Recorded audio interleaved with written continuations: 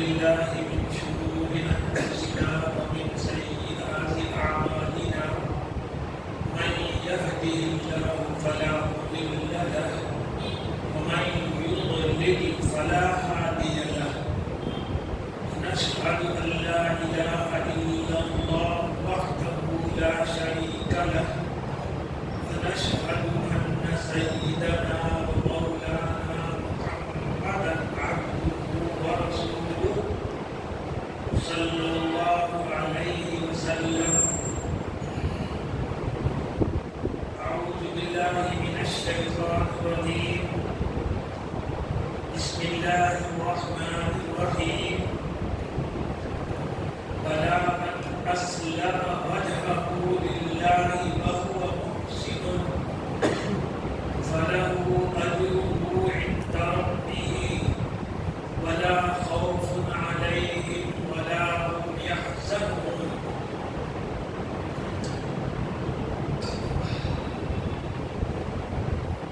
کل جو دو آیتیں میں نے تلاوت کی تھی انہی میں کی آخری آیت یہ ہے اور بتایا تھا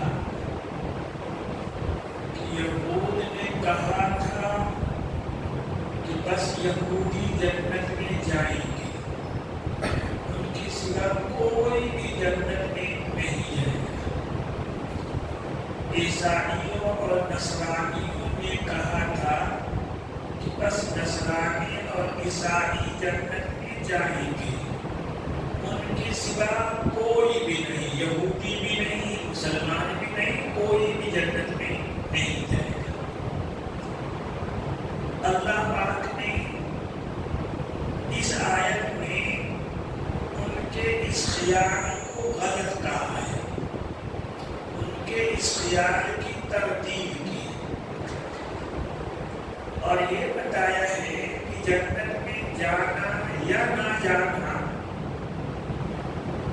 کسی خاص نسل، علاقہ یا کسی خاص نام سے اس کا تعلق نہیں ہے، بلکہ اللہ پاک کا ایک ضابطہ ہے، ایک قاعدہ ہے، ایک فارمولہ، ایک تھیوری ہے. اس میں جو اترے گا کھڑا اس کا سعودی میں وہ جنت میں جائے گا. اب اس کا سعودی میں جو کھڑا نہیں اترے گا وہ جنت میں نہیں جائے گا، نام چاہے کچھ بھی. وہ کیا ہے؟ من اسلم وجہہ للہ، جس نے اپنی ذات اللہ کے حوالے کر دیا، اپنی ذات کو اللہ کے سپرد کر دیا. ذات میں نے بتایا تھا کہ ہمارے جو اندرونی انگ ہے، عضو ہے، دل، دماغ، یہ بھی شامل ہے، اور ہمارے جو بیرونی اعضاء ہیں، سر سے لے کر پیر تک، یہ بھی اس میں شامل ہے. جس نے پورا کا پورا اپنے آپ کو اللہ کے حوالے کر دیا. ایک چیز تو یہ ہے کہ اپنے کو پورا کا پورا اللہ پاک کے حوالے کر دے. کیا مطلب؟ کہ اللہ پاک کہیں گے، جس چیز کو ماننے کے لیے کہیں گے اسے مانیں گے، جس چیز کو یقین کرنے کے لیے کہیں گے ہم اس کا یقین کریں گے. اہل علم کی زبان میں اسے ایمان کہتے ہیں. تصدیق ما جاء به النبی صلی اللہ علیہ وسلم، تصدیق ما جاء به النبی صلی اللہ علیہ وسلم وعلم بداحتاً،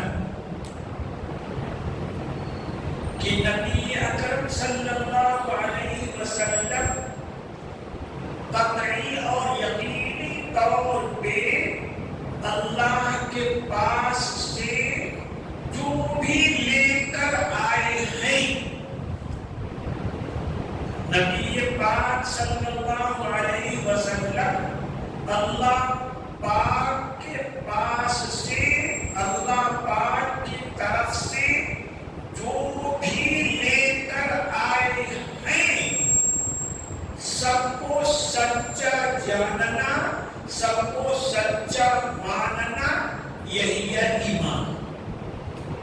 حضور صلی اللہ علیہ وسلم کے لائی ہوئی باتوں میں سے ایک بات میں بھی اگر کوئی شک کرے، شبہہ کرے، تو وہ مومن نہیں رہ جائے گا، مسلمان نہیں رہ جائے گا۔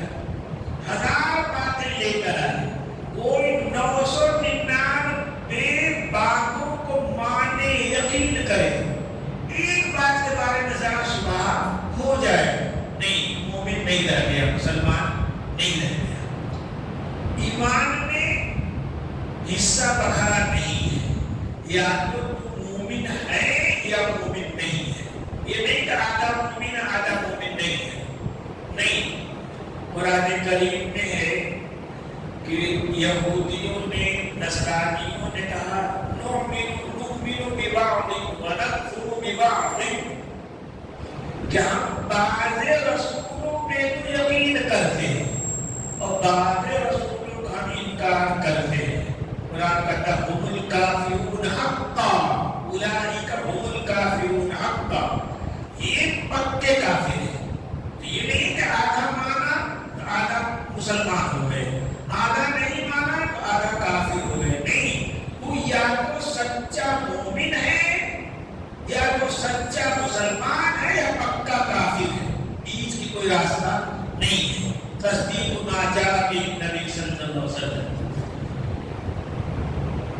نبی اکرم صلی اللہ علیہ وسلم اللہ پاک کی طرف سے جو باتیں لے کر آئے، جن کو ہمیں دل و جان سے ماننا ہے، سچا جاننا اور سچا ماننا ہے،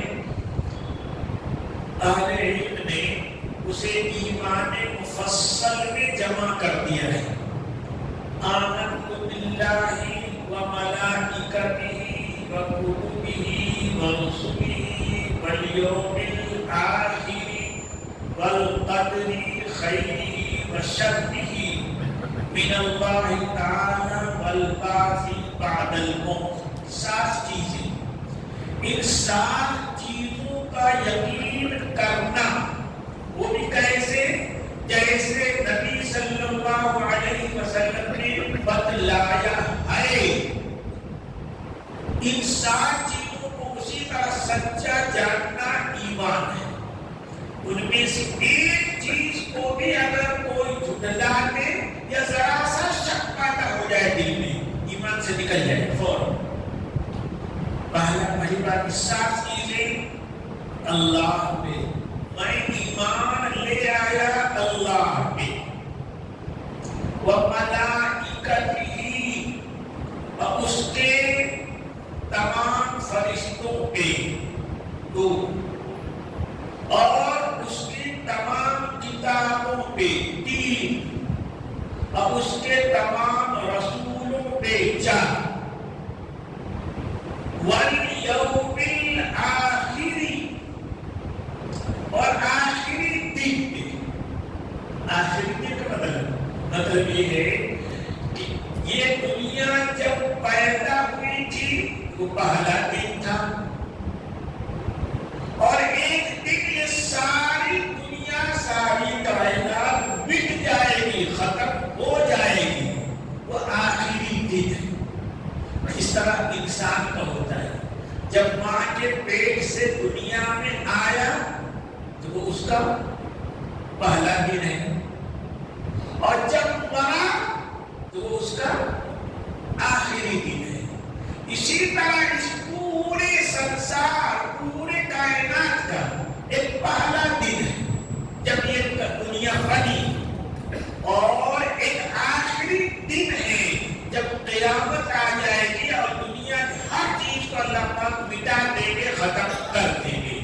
مطلب یہ ہے کہ اس پورے سنسار، پوری دنیا کا جو آخری دن ہوگا یا جو قیامت کا دن، اس پر ایمان لائے۔ یہ 5 ہو گئے، اللہ، ملائکہ، اللہ کی کتابیں، اللہ کے رسول، اور قیامت کا دن۔ آگے والقدر خیرہ وشرہ، اچھی بری تقدیر، اس بات پر ایمان لے آیا کہ اچھی تقدیر ہو یا بری تقدیر من اللہ، وہ سب اللہ کی طرف سے، یہ 6 چیزیں ہو گئی۔ والبعث بعد الموت، 7ویں چیز، مرنے کے بعد دوبارہ جلائے جانے پہ، مرنے کے بعد دوبارہ اٹھائے جانے پہ، یہ 7 چیزیں ہم تھوڑی تھوڑی بات کرتے ہیں ہر ایک پہ۔ یہ 7 چیزیں، ان 7 میں سے ہر ایک پہ پکا یقین ہونا چاہیے، دل میں اگر اس کے خلاف کوئی غلط خیال آئے تو فوراً جھٹک دینا چاہیے، دل سے نکال دینا چاہیے۔ باللہ، اللہ پہ ایمان لانے کا کیا مطلب ہے؟ ایمان مجمل میں ہے، آمنت باللہ باسمائہ وکما ہوا باسمائہ وصفاتہ، کہ میں اللہ پہ ایمان لایا اس کے تمام صفتوں کے ساتھ، اس کے تمام ناموں کے ساتھ۔ تو مطلب یہ کہ اللہ کو مانے اور اس کی تمام صفتوں کو مانے کہ سارے جہاں کا پیدا کرنے والا وہ ہے، مانے کہ ہمیں، ہمارے ماں باپ کو، سب کو پیدا کرنے والا وہ ہے، سب کا مالک بھی وہی ہے۔ جب مالک ہے تو جو چاہے وہ حکم دے گا، جو چاہے آدر کرے گا، جس طرح مالک اپنے نوکر کو جو چاہے حکم دیتا ہے، یہ کر وہ کر، یہ مت کر، یہ مت کر، نوکر کو سمجھ میں آئے یا نہ آئے اسے مالک کی بات ماننی ہے۔ تو اللہ پاک سارے سنسار کے مالک ہیں، ہر ایک کو آدر دیتے ہیں، فلاں کام تمہیں کرنا ہے، فلاں کام نہیں کرنا ہے۔ سارے کائنات کا وہ خالق بھی ہے، مالک بھی ہے، حاکم بھی وہی ہے، ان کے علاوہ کوئی پیدا کرنے والا نہیں، ان کے علاوہ کوئی حقیقتاً مالک نہیں ہے، سچ مچ کا مالک نہیں ہے، ان کے علاوہ کسی کی سچ مچ کی حکومت نہیں ہے، اس وہی پیدا کرنے والا ہے، اسی کا حکم چلنے والا ہے، سب کچھ اسی کی طرف سے ہے۔ قرآن کریم میں الا لہ الخلق، سنو پیدا بھی اللہ ہی نے کیا ہے، والامر، حکم بھی اسی کا چلے گا، حکم بھی اسی کا چلے گا۔ ایسا نہیں کہ اللہ نے پیدا کر دیا اور دے دیا جبریل کو کہ لوگ تمہارا حکم چلے گا، دے دیا ابراہیم علیہ السلام کو لوگ تم دنیا اور سنسار کو چلاؤ، دے دیا محمد صلی اللہ علیہ وسلم کو تو دنیا چلاؤ، آپ مختار کل ہے، کچھ بھی نہیں، کوئی نہیں ہے، سب کچھ اللہ ہے، صرف اس کا حکم چلتا ہے، اس کسی کا کوئی کسی کا حکم چلتا نہیں ہے۔ ان ربکم الذی خلق السماوات والارض فی 6 ایام ثم استوى علی العرش یدبر الامر، ہے وہی ذات تمہارا رب وہ ہے جس نے سارے آسمانوں کو، ساری زمینوں کو، پوری کائنات کو 6 دن میں پیدا کیا، ثم استوى علی العرش، پھر وہ عرش پہ مستوی ہو گیا، تخت نشین ہو گیا، یعنی اس کا حکم چلنے لگا۔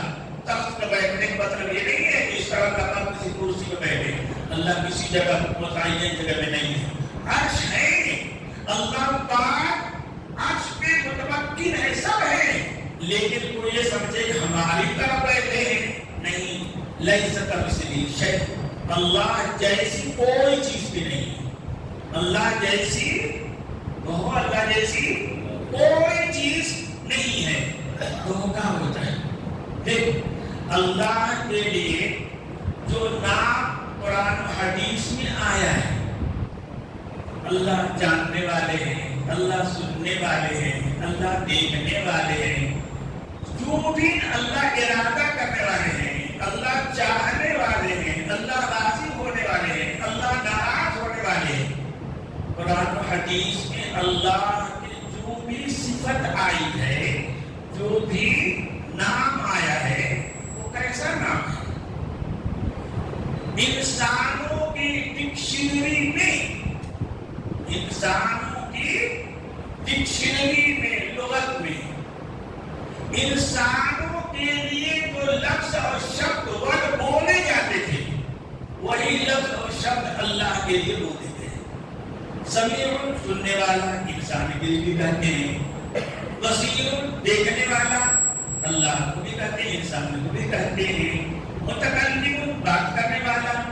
تو جو باتیں انسان کے لیے اچھی مانی جاتی ہیں، سمجھی جاتی ہیں، وہی باتیں اللہ کے لیے بولی جاتی ہیں۔ انسانی اللہ پاک نے اپنے نام کے لیے، صفات کے لیے کوئی دنیا جہان سے الگ کوئی اور لفظ نہیں ذکر کیا ہے۔ انسانوں کے لیے جو اچھی صفتیں بولی جاتی ہیں، اچھے نام جو بولے جاتے ہیں، وہی انہی میں سے کچھ کو چن کر کے اللہ کے لیے بولا گیا اور ضابطہ بنا دیا گیا، لیس کمثلہ شیء، کہ اس کے مثل کوئی چیز نہیں۔ دیکھو ہم بھی موجود ہیں، اللہ بھی موجود ہے، لیکن ہم موجود ہیں، ہمارا ایک صورت ہے، ہمارا ایک ڈھانچہ ہے، لیکن اللہ موجود ہے نہ، اس کا کوئی ڈھانچہ نہیں ہے، اس کا کوئی آکار نہیں ہے، نہ اس خارج میں ہے نہ ہمارے دل میں، دماغ میں، کہیں بھی نہیں ہے۔ اس کا کوئی آکار ہو، اس کا کوئی سایہ ہو تو اس کا وجود الگ ہے، ہمارا وجود الگ ہے۔ ہم سنتے ہیں، کیا مطلب ہمارے سننے کا؟ کہ ہم سننے کان کے محتاج ہیں، جس کے بغیر سن نہیں سکتے۔ ہم سننے کے لیے محتاج ہیں ہوا کے، کہ ہوا میں آواز کوئی بولے گا، ہوا میں لہریں اٹھے گی، وہ لہریں ہمارے کان سے ٹکرائیں گی، تب ہم سنیں گے۔ اگر ہوا نہ ہو تو پاس میں بیٹھ کے کوئی بولے گا کبھی سنائی نہیں دے گا۔ محتاج ہے ہم، اس کان کے لیے محتاج ہے، ہوا کے لیے محتاج ہے، اس کے بولنے کے بھی کیا ہے محتاج ہے۔ دیکھنے کے لیے ہم آنکھ کے محتاج ہیں، بغیر آنکھ کے ہم دیکھ نہیں سکتے۔ دیکھنے کے لیے ہم محتاج ہیں کہ جو چیز ہم دیکھ رہے ہیں ہمارے سامنے ہو، ہمارے آنکھوں کے سامنے، پیچھے کی چیز کو ہم کو نہیں دیکھ سکتے، دائیں بائیں کی چیز کو بھی ہم دیکھ نہیں سکتے۔ ہم محتاج ہیں کہ جو چیز ہمارے آنکھوں کے سامنے آئے، ایک خاص فاصلے سے ہو، تب ہم دیکھ سکتے ہیں۔ بہت زیادہ فاصلہ 2-4 کوس ہو جائے تبھی نہیں دکھائی دے گا، بالکل آپ کا آنکھ سے سٹ جائے تبھی دکھائی نہیں دے گا، یہ ہم ہیں۔ لیکن اللہ پاک سنتے ہیں، وہ کان کے محتاج نہیں ہے۔ اللہ پاک سنتے ہیں، وہ ہوا کے محتاج نہیں ہے۔ کالے اندھیری رات میں ریت کے اوپر جو چونٹی چل رہی ہے، اللہ پاک اس کی آواز بھی سنتے ہیں، ہم نہیں سن سکتے۔ تو بھائی ہمارا سننا الگ ہے، اللہ کا سننا الگ ہے، ہمارا دیکھنا الگ ہے، اللہ کا دیکھنا الگ ہے نا۔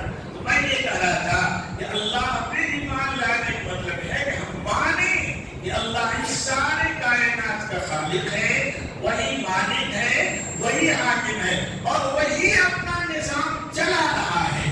ایسا نہیں ہے کہ ودیا کے لیے اس نے لکشمی کو، دولت کے لیے لکشمی کو بھگوان بنا دیا، ودیا کے لیے فلاں کو بنا دینا، کچھ بھی نہیں، سارا نظام وہ چلا ہے، کوئی اس میں ہستक्षیپ کرنے والا نہیں ہے، کوئی اس میں دخل دینے والا نہیں۔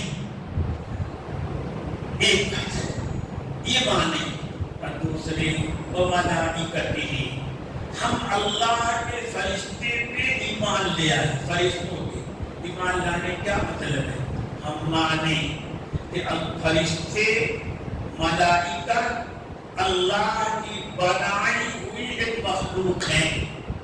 جس طرح ہم عاجز ہیں وہ بھی عاجز ہیں، جس طرح ہمارے بس میں کچھ نہیں، ان کے بس میں بھی کچھ نہیں ہے، وہ بھی بنتے ہیں، ہم بھی بنتے ہیں۔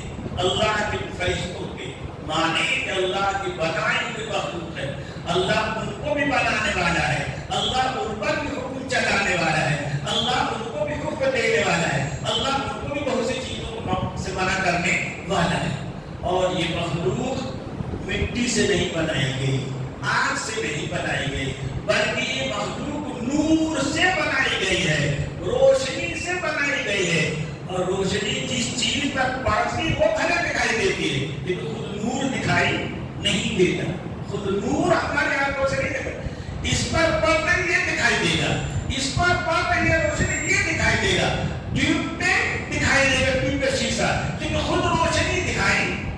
دے گی، اس لیے فرشتے ہم کو دکھائی نہیں دیں گے۔ ہزاروں فرشتے ہمارے اس مجلس میں جھانکے ہوئے موجود ہیں، لیکن ہمیں وہ دکھائی نہیں دیں گے۔ تو اللہ کی بنائی ہوئی مخلوق ہے، ہمیں دکھائی نہیں دیتے۔ ایک یہ بھی مانا جائے کہ اللہ پاک نے تم کو اتنی طاقت دی ہے کہ جو شکل آپ بنانا چاہیں وہ شکل کو آپ بنا سکتے ہیں۔ ایک اور اللہ کے فرشتے انگنت ہیں، جن کو شمار کیا نہیں جا سکتا۔ حدیث میں آتا ہے کہ ہر لمحہ ہر پل 70,000 فرشتے بیت معمور کا طواف کرتے ہیں، اور پھر ان کے جانے کے بعد دوسرے 70,000، تیسرے 70,000، اور پہلے کا نمبر دوبارہ کبھی نہیں آتا۔ اتنے اللہ پاک ہے، ان کی کوئی گنتی نہیں۔ اس پورے کائنات کا نظام اللہ پاک نے ان کے ذریعے سنبھال دی۔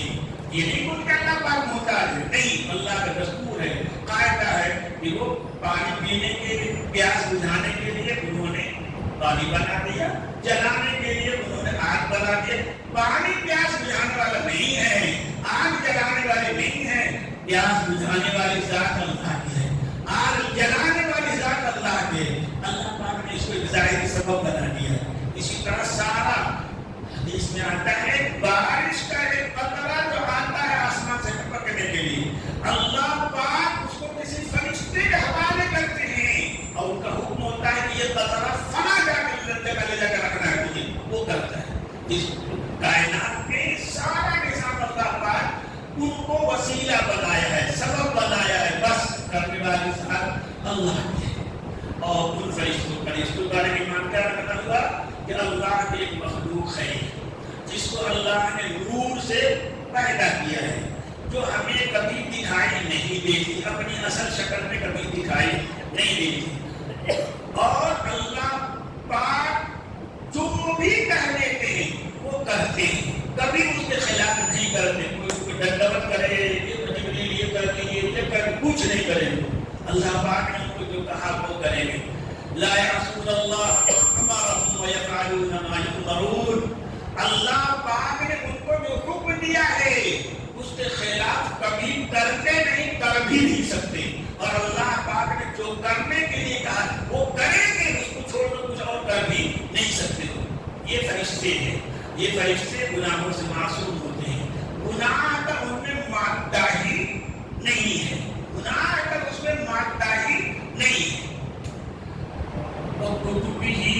وہ اللہ کی تمام کتابوں پہ ہم یقین کرتے ہیں، آدم سے لے کر نبی اکرم صلی اللہ علیہ وسلم تک جتنے رسول آئے، جن کو اللہ نے جو کتاب دے دی، ایک مسلمان کے لیے ضروری ہے وہ مانے کہ وہ ساری کتابیں سچی ہیں، ساری کتابیں حق ہیں، ساری کتابیں اللہ کی طرف سے ہیں۔ ہاں، بعد میں لوگوں نے جو ملا دیا، گڑبڑی کر دی، تحریف کر دیا، تبدیل کر دیا، وہ ناحق ہے، وہ غلط ہے، لیکن اللہ کی طرف سے جو اتنا گزرا ہے سب صحیح ہے، برحق ہے۔ ہمیں اسلام سکھاتا ہے تمام نبیوں کی عزت کرنا، تمام کتابوں کو سچ ماننا۔ ہاں، انسانوں جو ملاوٹ کیا ہے وہ غلط ہے، وہ سچ نہیں ہے۔ اور یہ مانا جائے کہ نبی اکرم صلی اللہ علیہ وسلم کے پہلے جتنی بھی کتابیں نازل ہوئی وہ سب سچی تھی، صحیح تھی، لیکن حضور کے آنے کے بعد، قرآن کے آنے کے بعد ان کو سچا ضرور مانا جائے گا، لیکن عمل قرآن پہ کیا جائے گا۔ ماقبل کی کتابوں پہ، دوسرے انبیاء پہ جو حکم آئے ان کو نہیں مانا جائے گا، اللہ نے اسے منسوخ کر دیا، ختم کر دیا، اور جس عادت کو اللہ ختم کر دے اس کو نہیں مانا جائے گا۔ یہ چیز، یہ تمام کتابوں پہ یقین رکھتے کہ اللہ پاک نے انہیں نازل کیا، جیسا نازل کیا تھا ویسا حق تھی۔ ہاں، بعد میں لوگوں نے ملاوٹ کر دیا، اسے بدل دیا، وہ غلط ہے، وہ غلط ہے۔ لیکن اور قرآن کے بارے میں یہ یقین رکھا جائے کہ یہ اللہ کی کتاب ہے، اللہ کا آخری کلام ہے، آخری کتاب ہے، قیامت تک رہے گی، اس کا کوئی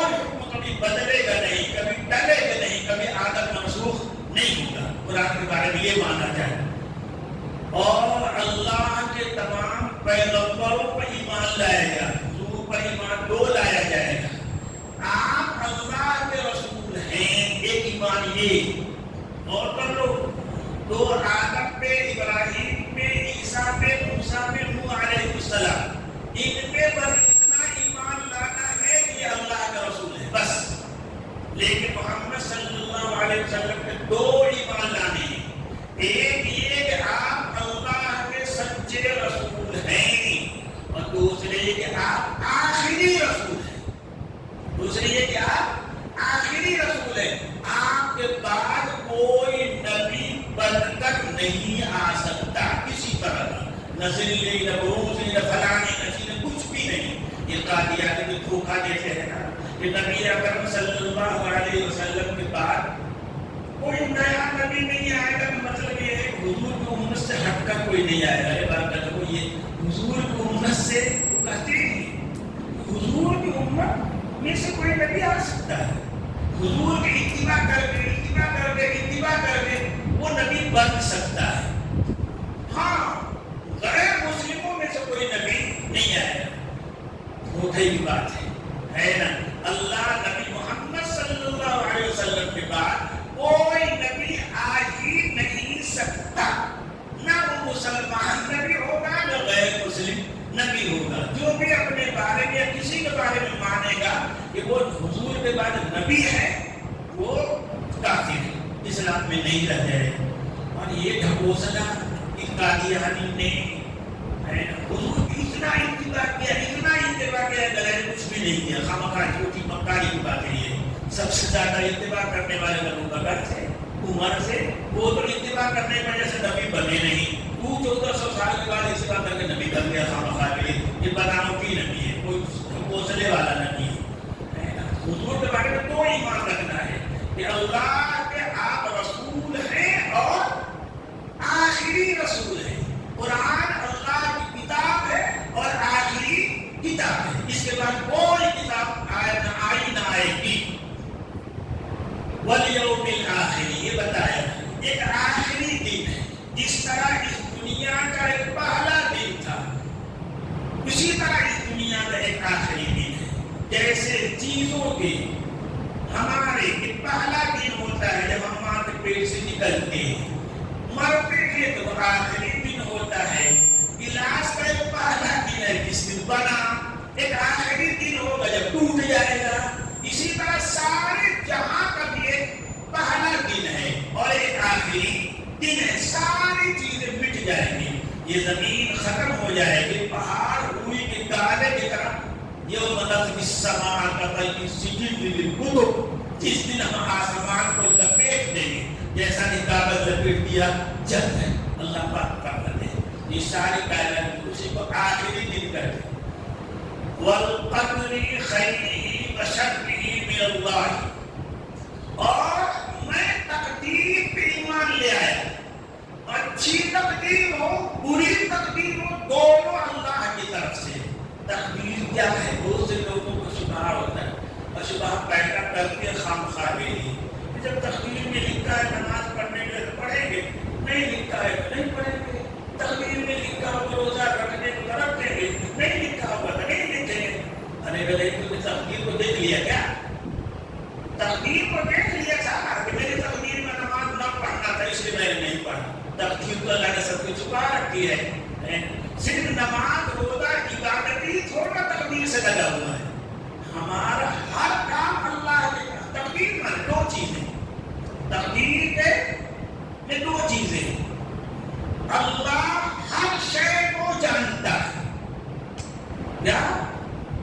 اللہ ہر چیز کو جانتے ہیں. اور اللہ نے اپنے علم کے مطابق ہر شے کو لوح محفوظ میں لکھ دیا ہے.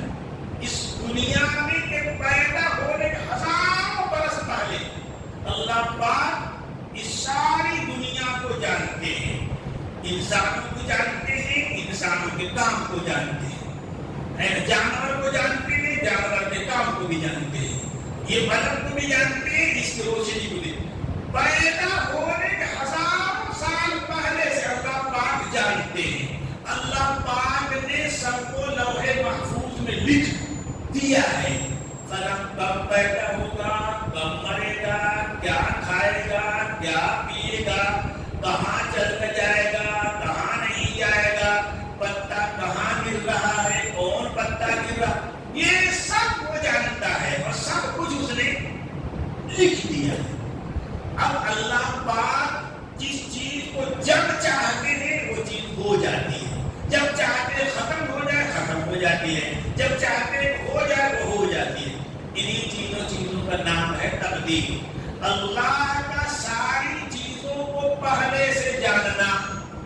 اب بتاؤ اللہ کا ساری چیزوں کو جانتا ہے تو اس کے جاننے کی وجہ سے ہم عاجز ہو گئے کیا؟ اللہ پاک جانتا ہے کہ یہ نماز پڑھے گا، ٹھیک. اللہ پاک جانتے ہیں کہ نماز نہیں پڑھے گا، وہ جانتے ہیں. اللہ پاک جانتے ہیں کہ یہ سچ بولے گا، اللہ پاک جانتے ہیں کہ یہ جھوٹ بولے گا. لیکن اللہ پاک نے ہمیں اختیار دیا. وہ جانتے ہیں کہ تو سچ بولے گا تو جھوٹ بولے گا، وہ جانتے ہیں. وہ جانتے ہیں کہ تو بازار جائے گا تو مسجد میں جائے گا، وہ جانتے ہیں خوب اچھی طرح سے. وہ جانتے ہیں کہ مسجد میں جائے گا کہ شراب کھانے جائے گا، سب جانتے ہیں. لیکن اللہ پاک نے ہمیں اتنا اختیار دیا کہ تو مسجد میں جانا چاہے گا تو ہم تمہیں مسجد سے پہنچا دیں گے. تو شراب کھانا جانا چاہے گا تب بھی ہمیں روکیں گے، ہم زبردستی نہیں کریں گے. اللہ پاک نے نظام یہ بنایا کہ ہم زبردستی نہیں کریں گے. ہم تم سے زبردستی کلمات نہیں پڑھائیں گے، ہم تم سے زبردستی کفر نہیں کرائیں گے، تمہیں اختیار دے دیں گے. یہ دیکھو یہ ایمان ہے، اس کو مان لو گے جنت میں جاؤ گے، میں تم سے خوش رہوں گا. دیکھو یہ کفر ہے، اس کو مان لو گے تم جہنم میں جاؤ گے، تمہیں اختیار ہے، چاہے اسے دے دو چاہے اسے دے دو. بالکل اسی طرح سے دو گلاس رکھا ہے، ایک میں پانی رکھا ہے زمزم، ایک میں پیشاب رکھا ہے. ایک میں زمزم پانی رکھا ہے اور ایک میں پیشاب رکھا ہے، بس دو گلاس. اللہ پاک جانتے ہیں کیا کہ تو یہ زمزم والا گلاس پیے گا کہ پیشاب والا گلاس اٹھائے؟ اللہ پاک جانتے ہیں. لیکن اللہ پاک نے تمہیں اختیار دیا اور بتا دیا کہ دیکھ یہ زمزم ہے، یہ پیے گا برکت ملے گی. دیکھ یہ پیشاب ہے، یہ نجس ہے، گندا ہے، حرام ہے، یہ پیے گا تو تیرا جسم بھی گندا ہو جائے گا، تیری روح بھی گندی ہو جائے گا. بتا یہ دونوں بات. اب تو جو چاہے کر لے. اگر بندہ ادھر ہاتھ اٹھانا چاہے تو اللہ تعالیٰ نے ٹھیک لے کے اٹھا لے، اختیار دیا اللہ. بندہ اگر اسے اٹھانا چاہے تو اللہ ہاتھ کاٹ نہیں دے گی، جب اٹھا لے وہ تو بتا چکے. یہ ہے تقدیر. ہے تقدیر. اللہ سب پہلے سے جانتے ہیں، پہلے سے لکھ لیا ہے. جو بھی ہوگا اللہ کے ارادے سے ہوگا. انہی تین چیزوں کا نام علم، کتاب لکھ لینا، ارادہ. انہی تین چیزوں کا نام تقدیر ہے. اس کی وجہ سے کوئی مجبور نہیں ہو جاتا. اللہ پاک نے اختیار دیا ہے. تو اپنے کو دوست دے کہ تو نے جھوٹ بولا، تو اپنے کو دوست دے کہ تو نے شراب کا پیالہ اٹھایا، اپنے کو دوست دے. لومو انفسکم، اپنی ملامت کرو. اللہ پاک کو دونوں قدرت دی. والبعث بعد الموت، اور مرنے کے بعد دوبارہ جینا ہے. حدیث میں آتا ہے کہ قیامت میں دو مرتبہ سور پھونکا جائے گا. ایک مرتبہ پہلا سور جب پھونکا جائے گا ساری چیزیں ختم ہو جائیں گی، سب چیزیں فنا ہو جائیں گی. یہاں تک فرشتے بھی ختم ہو جائیں گے، کچھ بھی نہیں رہے گا. اللہ کی ذات سے باقی رہے گی. وحدہ لا شریک لہ، اس کے سوا کچھ بھی نہیں رہے گا. یہ پہلا سور ہوگا. دوسرا سور پھونکا جائے گا تو ساری چیزیں دوبارہ پیدا ہو جائیں گی جن کو بھی اللہ کو پیدا کرنا ہوگا. وہ سب چیزیں. حدیث میں آتا ہے کہ قیامت میں دوبارہ انسان کیسے پیدا ہوگے. روایت میں آتا ہے کہ بارش ہوگی، مسلسل 40 دن تک بارش ہوتی رہے گی. پھر اس کے بعد زمین سے انسان ایسے اگے گا جیسے پودا اگتا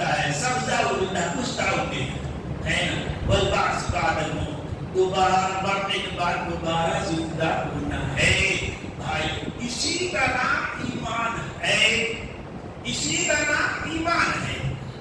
اس میں ایک چیز میں ذرا بھی شبہ ہو جائے گا، ایمان نہیں رہ جائے گا، مسلمان نہیں رہ جائے گا، کافر ہو جائے گا۔ یہ تو دل کی بات ہے، دل دماغ سے جو چیزیں ماننی ہے، پھر سر سے لے کر پیر تک پہ اللہ پاک نے ہزاروں احکام دیے ہیں، ان سب پہ عمل کرنا اور جیسا اللہ نے کہہ دیا ہے ویسا عمل کرنا، یہی ہے احسان، یہی ہے احسان۔ محسن، وہ محسن۔ جبریل امین نبی صلی اللہ علیہ وسلم کے پاس آئے، صحابہ بیٹھے ہیں، جبریل امین انسان کی شکل میں آئے، آگے حضور کے پاس بیٹھ گئے، حضور سے پوچھا ما ایمان، ایمان بتائیے کیا ہے؟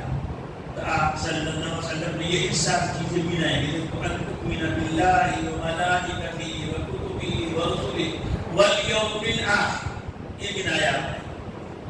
انہوں نے پھر پوچھا مل اسلام، ظاہری اطاعت کیا ہے؟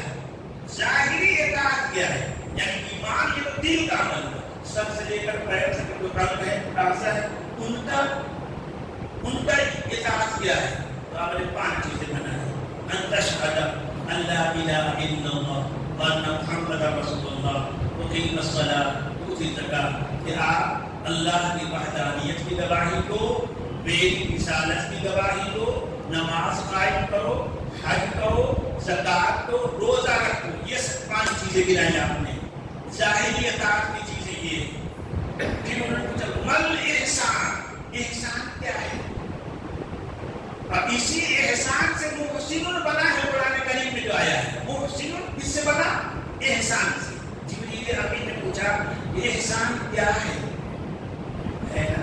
اسی بات سمجھنا ہے کہ محسن کسے کہیں گے؟ ایمان عمل میں، عقیدے میں، عمل میں حسن کیسے پیدا ہوگا، اچھائی کیسے آئے گی، بھلائی کیسے آئے گی؟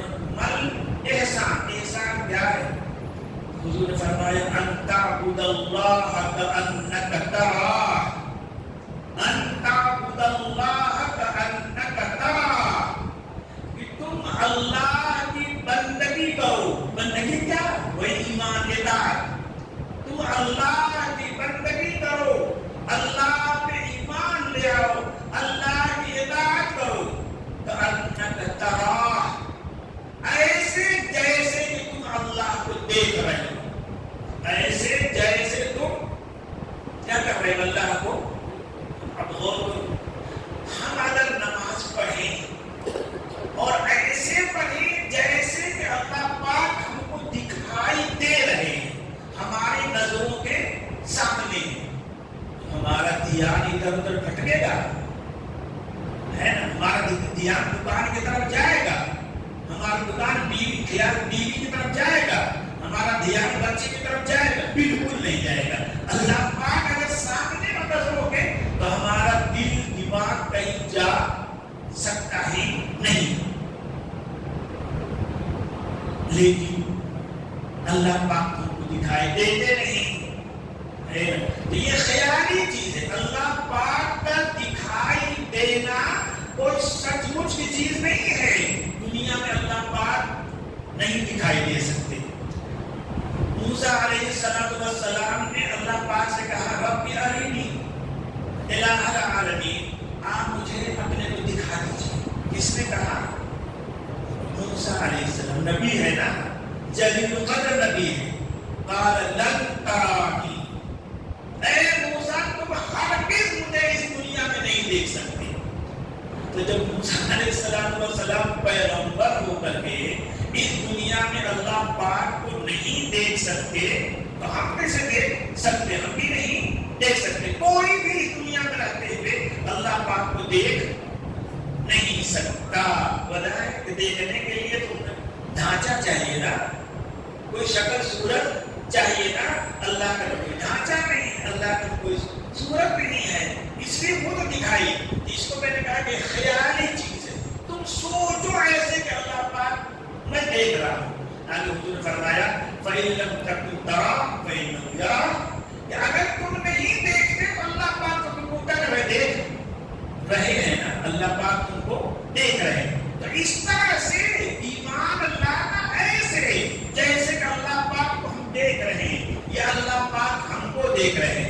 ہم نماز ایسے پڑھیں گویا کہ ہم اللہ کو دیکھ رہے ہیں یا اللہ پاک ہم کو دیکھ رہے ہیں. ہم تجارت کریں بزنس کریں ایسے گویا کہ ہم اللہ کو دیکھ رہے ہیں یا اللہ پاک ہمیں دیکھ رہا ہے. اسی کا نام احسان ہے. اسی کا نام ہے احسان. تب عمل میں اتنا حسن پیدا ہو جائے گا کہ اللہ پاک کسی کا کسی اور کے لیے راہ نہیں جائے گا. فقہ میں اسی کو اخلاص کہتے ہیں. اسی احسان ہی کا نام ہے اخلاص. وآخر دعوانا الحمدللہ رب العالمین. اللهم انت السلام ومنك السلام تبارك يا ذا الجلال والإكرام. اللهم صل على سيدنا محمد وعلى آل سيدنا محمد وبارك وسلم. ربنا ظلمنا أنفسنا وإن لم تغفر لنا وترحمنا لنكونن من الخاسرين. الہ العالمین ہمارے ایمان میں ہمارے اسلام میں احسان کی کیفیت پیدا کر دیجیے. ہماری ہر نیکی ہر طاعت ایسی ہو جائے گویا کہ ہم آپ کو دیکھ رہے ہیں یا آپ